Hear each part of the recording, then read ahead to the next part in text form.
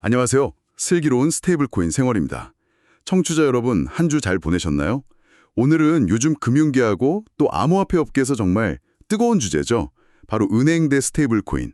이 갈등 구도에 대해서 좀 깊이 얘기해 볼까 합니다. 특히 미국에서요, 그 주요 은행 로비 단체들이 스테이블코인 관련 법을 만드는 과정에서 목소리를 아주 강하게 내고 있거든요. 이게 혹시 기술 혁신을 막는 거 아니냐, 뭐 이런 비판도 나오고 있고요. 아니 도대체 왜 이 전통 금융의 강자인 은행들이 이렇게 스테이블 코인을 견제하려고 하는 걸까요? 오늘은 이 복잡한 상황, 그 배경이랑 은행들의 진짜 속내는 뭔지, 그리고 이게 앞으로 스테이블 코인 생태계에 어떤 영향을 줄지, 예금, 결제, 규제, 이 세 가지 키워드를 중심으로 한번 명확하게 짚어보겠습니다. 자, 먼저 사건이 어떻게 시작됐는지부터 좀 봐야 할 것 같아요. 최근에 코인베이스나 패러다임 같은 미국 아시죠? 그 주요 암호화폐 기업들이 은행 로비 단체들을 아주 공개적으로 비판하고 나섰습니다. 은행들이 스테이블코인 법 만드는 과정에서 자기들 기득권 지키려고 뭐랄까 좀 보호무역주의 같은 태도를 보인다, 혁신을 막는다 이런 주장인데요. 구체적으로 어떤 상황인 건가요? 네, 정확하게 보셨습니다. 지금 미국 의회에서 스테이블코인 발행하고 또 유통하고 이걸 어떻게 감독할 건지 이런 걸 다루는 포괄적인 법안 논의가 상당히 진행 중이거든요. 뭐 예를 들면 지니어스 액트 같은 구체적인 법안 이름까지 나오면서 이제 큰 틀에서는 어느 정도 방향이 잡혀가는데 세부 규정을 어떻게 할 거냐 이걸 놓고 이해관계자들이 정말 치열하게 힘겨루기를 하고 있는 거죠. 아, 세부 내용 싸움이군요. 그렇죠. 여기서 제일 첨예하게 부딪히는 부분들이 몇 가지 있어요. 예를 들면 스테이블 코인 가지고 있는 사람한테 이자나 뭐 비슷한 보상을 줘도 되냐? 또 누가 스테이블 코인 발행 라이센스를 받을 수 있냐? 그리고 스테이블 코인 발행사가 은행처럼 예금을 받는다거나 다른 금융사업도 할 수 있게 열어줄 거냐? 뭐 이런 아주 구체적인 문제들을 놓고 기존 은행권하고 또 새로 떠오르는 핀테크, 암호화폐 기업들하고 입장이 완전히 다른 겁니다. 정말 첨예하겠네요. 네, 이 갈등의 본질을 이렇게 쭉 파고 들어가 보면요. 결국 그거예요. 미래 디지털 경제 시대에 돈이 흘러가는 길, 그러니까 핵심적인 금융결제 인프라를 과연 누가 만들고 통제할 거냐. 이 주도권 싸움인 거죠. 뭐랄까, 전통적인 은행 시스템을 그대로 가져갈 거냐, 아니면 스테이블 코인을 기반으로 한 새로운 시스템으로 넘어갈 거냐, 딱 그 갈림길에서 지금 패권 다툼이 벌어지고 있다 이렇게 보시면 됩니다. 와, 미래 금융 인프라 주도권 싸움이라 이게 정말 판이 큰데요. 그렇다면 은행들이 이렇게까지 적극적으로 로비하면서 특정 방향으로 규제를 만들려고 하는 데에는 뭔가 분명한 이유가 있을 것 같아요. 크게 한 세 가지 정도 동기가 있다고 분석되던데 하나씩 좀 자세히 설명해 주시죠. 첫 번째는 뭔가요? 네, 은행들이 이 스테이블 코인 규제를 강하게 해야 한다 이렇게 주장하는 가장 핵심적인 이유 첫 번째는 바로 예금 유출에 대한 아주 극심한 공포감 때문입니다. 예금 유출이요? 네. 은행 입장에서 한번 생각해 보세요. 예금이라는 게 자기들 사업 모델의 뿌리잖아요. 고객들이 맡긴 돈을 가지고 대출해주고 거기서 이자 받아서 수익 내는 구조인데 근데 만약에요. 스테이블 코인이 은행 예금처럼 안전한데 거기에다 이자나 뭐 비슷한 보상까지 준다. 그러면 고객들이 굳이 이자도 별로 안 붙는 은행 보통 예금에 돈을 묶어둘 이유가 점점 줄어들 수 있겠죠. 그렇죠. 더 매력적인 대로 돈이 가겠죠. 네, 더 수익 좋은 스테이블 코인으로 자금이 옮겨갈 가능성이 커지는 거예요. 일부 은행권 보고서나 분석을 보면요. 스테이블 코인에 이자 주는 게 만약 전면 허용되면 잠재적으로 최대 수조 달러. 와, 우리 돈으로 하면 수천조 원이거든요. 수천조요. 와, 네, 이 막대한 예금이 은행 시스템 밖으로 그냥 빠져나갈 수도 있다. 이런 상당히 충격적인 경고까지 하고 있어요. 예금이 이렇게 크게 빠져나가면 은행은 자금 조달 기반이 흔들리는 거고 그럼 바로 대출 여력이 줄어들고 결국 핵심 사업 자체가 위축될 수 있다. 이런 위기감을 느끼는 겁니다. 이야. 그래서 은행 로비 단체들은 스테이블 코인에 대해서는 뭐 어떤 형태든 이자나 보상을 주는 거 이거 원천적으로 금지해야 한다. 아주 강력하게 주장하는 거죠. 수조 달러 예금 유출 가능성이라니. 이건 뭐 은행 입장에서는 진짜 생존이 걸린 문제로 느낄만 하겠네요. 단순히 돈 문제가 아니라 사업 근간이 흔들릴 수 있다는 공포군요. 근데 재밌는 건 암호화폐 쪽에서는 은행들 주장을 좀 다르게 본다는 거예요. 코인베이스 같은 데서는 예금 보호는 명분일 뿐이고 진짜 속셈은 다른 데 있다. 뭐 이렇게 반박한다면서요. 맞습니다. 코인베이스 같은 암호화폐 업계에서는 은행들이 말하는 그 예금 유출 우려는 좀 과장된 면이 있다. 실제로는 다른 목적, 그러니까 두 번째 핵심 동기랑 더 관련이 깊다. 이렇게 주장을 해요. 그게 뭐냐면 바로 연간 수백억 달러에서 많게는 수천억 달러까지도 추산되는 기존 결제 시장에서 나오는 그 막대한 수수료 수익. 이걸 지키려는 의도라는 거죠. 아, 결국 또 돈 문제로군요. 결제 수수료 시장 방어. 이게 두 번째 동기라는 말씀이시죠? 이것도 좀 더 구체적으로 설명해 주시면 좋을 것 같아요. 네, 두 번째 핵심 동기가 바로 이 결제 시장에서의 수익성 방어입니다. 지금 우리가 금융 시스템 이용할 때 거의 모든 과정에 은행이 끼어 있잖아요. 그리고 그 과정에서 여러 가지 수수료가 발생해요. 예를 들면 신용카드 결제할 때 가맹점이 내는 수수료, 그중 상당 부분이 카드 발급 은행이랑 매입 은행한테 가거든요. 또 우리가 계좌 이체할 때 내는 수수료도 있고 특히 해외로 돈 보낼 때 드는 그 비싼 외환 송금 수수료, 이런 것들이 다 은행의 주요한 수입원인 거죠. 이 시장 규모가 정말 어마어마합니다. 네, 그렇죠. 송금 수수료 정말 비싸죠. 그런데 스테이블 코인은 기술적으로 어떤 잠재력이 있냐? 이게 블록체인 기반이다 보니까 이론적으로는 거의 실시간으로, 그리고 국경 상관없이 훨씬 싼 비용으로 돈을 보내고 결제하는 게 가능해질 수 있다는 거예요. 예를 들어 지금은 며칠씩 걸리고 수수료도 엄청 비싼 국제 송금이 스테이블 코인 쓰면 단 몇 분 만에 수수료 거의 없이 가능해질 수도 있다. 뭐 이런 이야기죠. 와, 그게 된다면 정말 좋겠는데요? 그렇죠. 만약 이런 스테이블 코인 기반 결제 시스템이 널리 쓰이게 된다면 기존 은행들이 누려왔던 이 결제 수수료 중심의 사업 모델은 근본적으로 위협받는 거죠. 그래서 은행들은 스테이블 코인이 이런 파괴적인 혁신을 가져오기 전에 사용에 좀 제약을 걸거나 마찰을 만들어서 그 확산 속도를 늦추려는 경향이 있는 거예요. 예를 들면 뭐 스테이블 코인 보유에 대한 보상을 제한한다거나 거래 한도를 정한다거나 이런 규제를 통해서 기존의 비싸고 느린 결제 시스템, 즉 자기들 수익원을 보호하려는 전략적인 움직임이다 이렇게 볼 수 있습니다. 듣고 보니 정말 그렇네요. 많은 청취자 여러분도 해외 송금할 때 비싼 수수료 때문에 진짜 불편하다 느끼셨던 경험 있으실 텐데요. 스테이블 코인이 잠재적으로 이런 걸 해결해 줄 수 있다면 소비자는 좋지만 은행은 수십 년간 먹고 살던 수익 모델이 무너질 수 있는 엄청난 위협이 되는 거군요. 네. 자, 그럼 은행들이 스테이블 코인을 견제하는 세 번째 동기는 뭔가요? 세 번째 동기는 규제 차익, 영어로는 regulatory arbitrage라고 하는데요. 그리고 불공정 경쟁에 대한 우려입니다. 이건 은행들이 특히 규제 당국이나 의회를 설득할 때 아주 강조하는 논리예요. 은행들은 자기들이 오랜 기간 동안 굉장히 엄격하고 복잡한 금융 규제들, 뭐 예를 들면 자본 건전성 규제, 유동성 규제, 소비자 보호 규정, 또 자금 세탁 방지 AML이나 테러 자금 조달 방지 CFT 의무 같은 것들을 다 지키면서 운영해 왔다 이렇게 주장을 하죠. 네, 그렇죠. 은행 규제 엄청 많죠. 그런데 암호화폐 기업이나 핀테크 기업들이 소위 신탁은행, 트러스트 뱅크 라이센스라던가 아니면 와이오밍주에서 만든 특별 목적 예금기관, SPDI 처터 같은 거. 이런 게 기존 상업은행 라이센스보다는 상대적으로 규제 부담이 좀 덜하거든요. 이런 경로를 통해서 스테이블 코인 발행 같은 사실상 은행이랑 비슷한 금융 서비스를 하려고 한다 이거죠.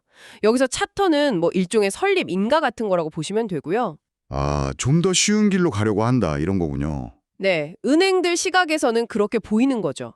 그래서 은행 로비 단체들은 동일 기능, 동일 규제 원칙, 이걸 아주 강력하게 내세웁니다. 즉, 제공하는 금융 서비스의 본질적인 기능이나 리스크가 같다면 그걸 제공하는 회사가 전통은행이든 새로운 핀테크 기업이든 상관없이 똑같은 수준의 규제를 적용해야 공정하다, 이런 주장인 거죠. 이걸 근거로 스테이블 코인 발행사 같은 비은행 금융기관에 대한 인가 기준을 확 높이고 운영 과정에서도 은행하고 비슷한 수준의 아주 엄격한 감독을 받도록 요구하는 겁니다. 쉽게 말하면 우리는 이렇게 규제 많이 받는데 왜 쟤들은 쉽게 사업하려고 하냐, 똑같이 규제해라, 이런 논리죠. 일리가 있어 보이기도 하네요. 네, 이런 은행들의 주장은요, 국제결제은행 BIS나 영국중앙은행 뱅크 오브 잉글랜드 같은 국제금융기구나 주요국 중앙은행들 입장하고도 어느 정도 좀 통하는 부분이 있어요. 이 기관들도 스테이블 코인이 갑자기 너무 커지면 금융 시스템 전체 안정성에 문제가 생길 수 있다. 예를 들어 대규모 인출 사태, 즉 뱅크런 위험이라던가 아니면 자금 세탁이나 테러 자금 조달에 악용될 수 있다. 이런 리스크를 굉장히 심각하게 보거든요. 그래서 스테이블 코인에 대해서는 처음부터 아주 강력하고 포괄적인 규제 틀을 만들어야 한다. 이런 입장을 가지고 있어요. 은행들의 로비는 이런 국제적인 규제 강화 분위기에 좀 편승하는 측면도 있다고 볼 수 있습니다. 여기서 AML은 자금 세탁 방지, CFT는 테러 자금 조달 방지, 뭐 다 아시겠지만 금융기관들이 불법 자금 흐름 막으려고 지켜야 하는 아주 중요한 의무들이죠. 그렇군요. 예금 유출 막고 결제 수수료 수입 지키고 그러면서 경쟁자들이 쉽게 못 들어오게 규제 문턱을 높이려는 것. 이게 은행 로비의 핵심 이유다. 이렇게 정리되네요. 그럼 이제 좀 더 구체적으로 들어가 볼게요. 은행들이 자기들 이익을 위해서 구체적으로 어떤 종류의 규제 장치들을 법안에 넣으려고 로비하고 있는 건가요? 은행 로비 단체들이 목표로 하는 구체적인 규제 내용 크게 한 3가지 정도로 요약할 수 있을 것 같아요. 첫째는 아까 동기에서도 잠깐 얘기했지만 제일 중요하고 대표적인 요구사항, 바로 이자 및 리워드 지급 금지의 확대 적용입니다. 단순히 스테이블 코인 발행사가 직접 이자 주는 것뿐만 아니라요. 그 스테이블 코인을 취급하는 암호화폐 거래소나 개인 지갑 서비스 업체 같은 제3자 플랫폼 있잖아요. 이런 데서도 고객이 스테이블 코인을 맡기거나 가지고 있는 대가로 어떤 형태의 금전적인 인센티브, 이자 등 캐시백이든 포인트 등 에어드랍이 등 이런 걸 전혀 제공하지 못하게 그 범위를 넓혀서 아예 원천 봉쇄하려는 목적이에요. 아, 그냥 코인 자체 말고 그걸 다루는 플랫폼까지 전부 다요. 네, 그렇죠. 사용자들이 스테이블 코인을 보유함으로써 얻을 수 있는 그 어떤 부가적인 경제적 이익도 완전히 차단하겠다, 이런 겁니다. 이 부분은 실제로 미국 의회 내에서도 상당히 논쟁이 많고요. 규제 당국에서도 아주 신중하게 검토하고 있는 걸로 알려져 있습니다. 스테이블 코인을 그냥 가지고만 있어서는 아무런 추가 이득도 못 얻게 만들겠다. 거의 현금을 금고에 넣어두는 거랑 비슷하게 만들겠다는 거네요. 알겠습니다. 그럼 두 번째 목표는 뭔가요? 두 번째는 보유 및 거래 한도 설정입니다. 이건 개인이나 기업이 특정 스테이블 코인을 가질 수 있는 총 금액 또는 하루나 특정 기간 동안 거래할 수 있는 금액의 상한선을 두자는 주장이에요. 예를 들어서 예전에 영국 재무부에서 스테이블 코인 규제안 논의할 때 개인당 고유 한도를 두는 아이디어를 내놨었거든요. 만약 이런 식의 보유 한도가 딱 도입되면 사람들이 은행 예금을 막 대규모로 빼서 스테이블 코인으로 옮기는 현상을 물리적으로는 제한하는 효과가 있을 수 있겠죠. 네, 금액을 막아버리니까요. 네. 그리고 기업 간의 대규모 B2B 결제나 혹은 자산을 저장하는 수단으로서 스테이블 코인의 활용도도 크게 제약할 수 있을 거고요. 결국은 스테이블 코인이 은행 예금을 대체하는 강력한 경쟁자로 크는 걸 막고 그 영향력을 딱 일정 수준 이하로 믿거두려는 의도가 담겨 있다, 이렇게 볼 수 있습니다. 개인이나 기업이 쓸 수 있는 돈 자체를 제한해서 스테이블 코인이 너무 커지는 걸 막겠다. 이건 상당히 직접적인 규제네요. 마지막 세 번째 목표는 뭔가요? 세 번째는 인가 및 라이센스 기준 강화. 즉, 새로운 경쟁자들이 시장에 들어오는 진입 장벽 자체를 높이는 전략입니다. 아까 말씀드렸던 신탁회사 라이센스나 와이오밍주의 SPDI 카터처럼 암호화폐 기업들이 스테이블코인 발행이나 관련 서비스를 하려고 활용할 수 있는 새로운 형태의 금융기관 인가 기준을 대폭 강화하거나 아니면 아예 그런 길로는 들어오기 어렵게 만들려는 움직임이죠. 예를 들면 스테이블코인 발행사한테 요구하는 최소 자본금 요건을 엄청 높게 설정한다거나 지배구조 요건을 아주 까다롭게 만들거나 아니면 허용되는 사업 범위를 극도로 제한하는 방식 등이 있을 수 있어요.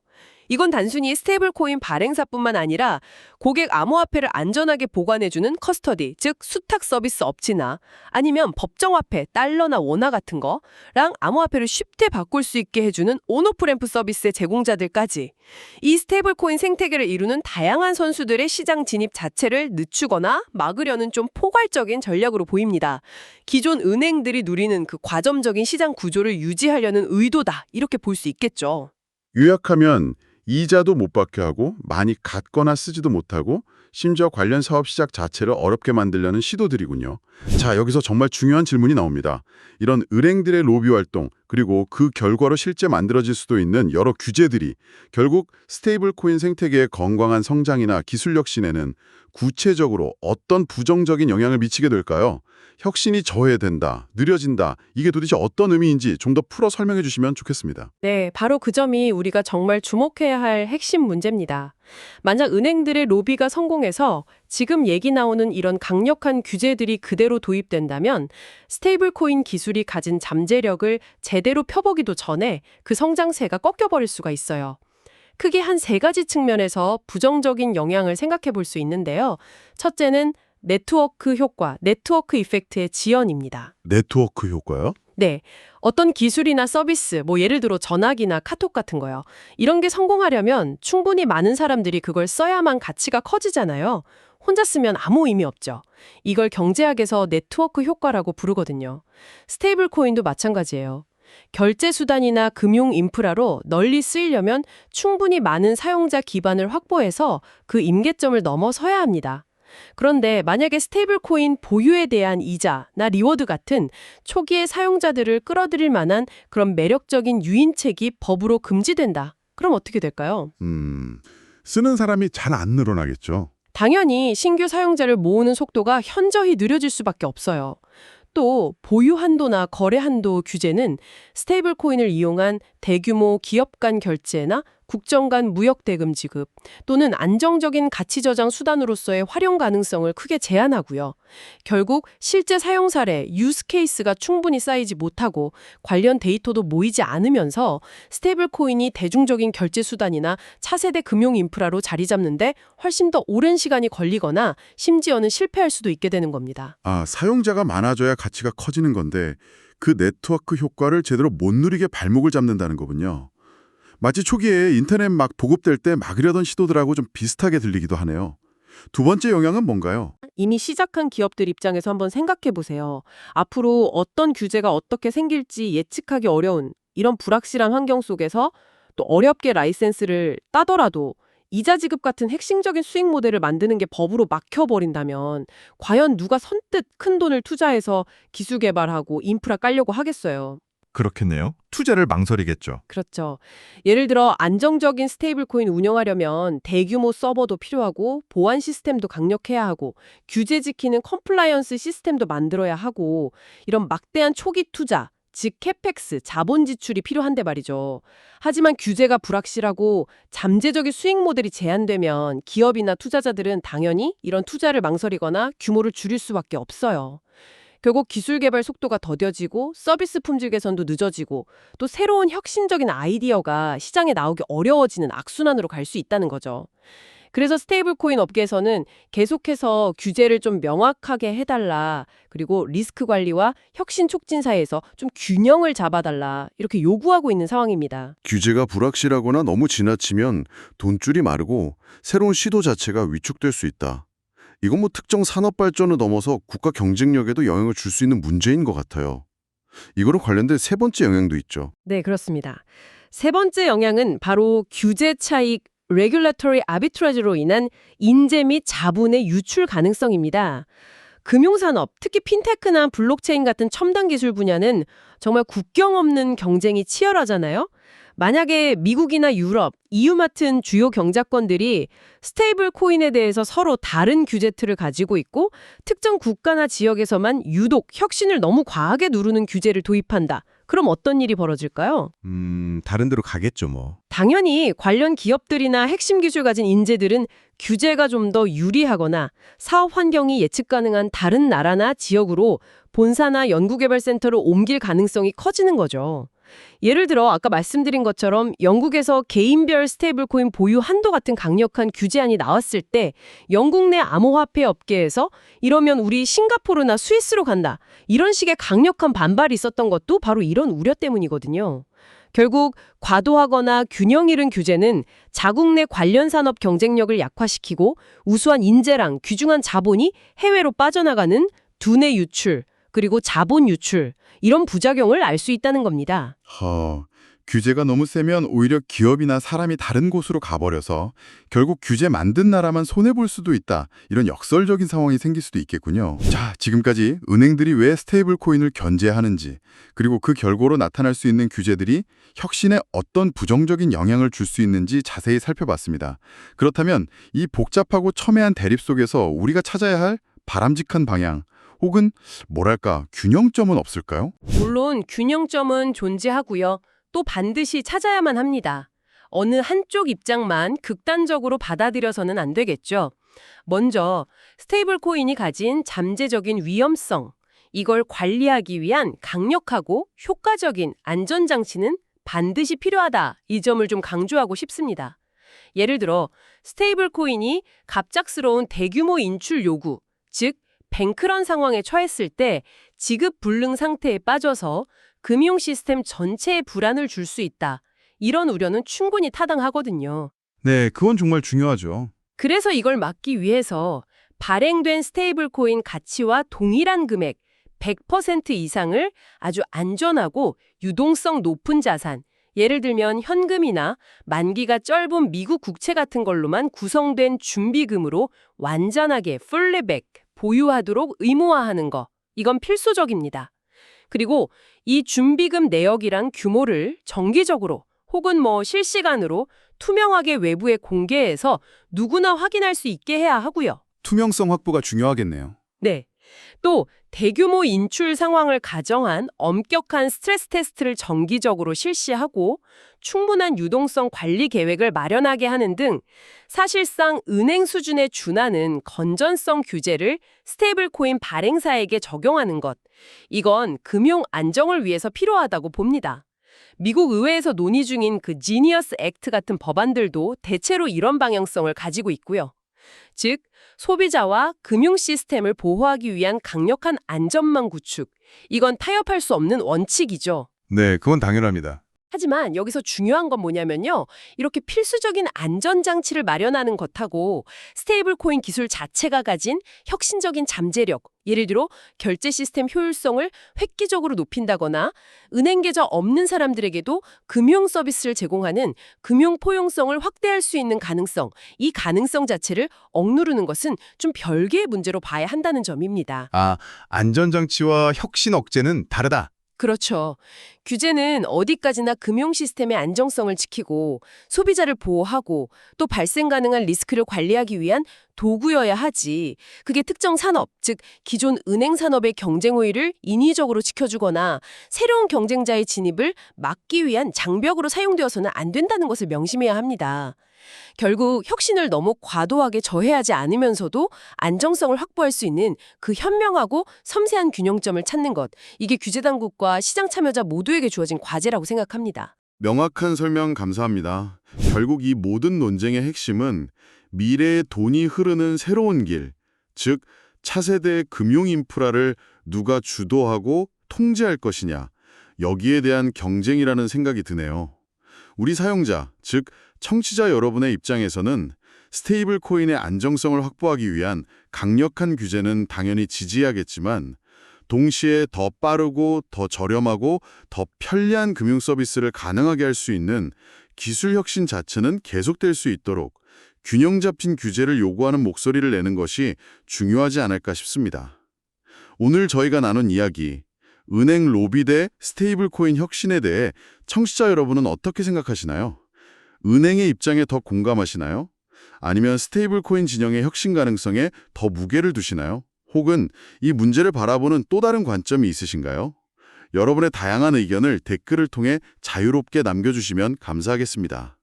오늘 슬기로운 스테이블 코인 생활은 여기서 마무리하겠습니다. 다음 시간에 더 유익한 정보로 찾아뵙겠습니다. 고맙습니다.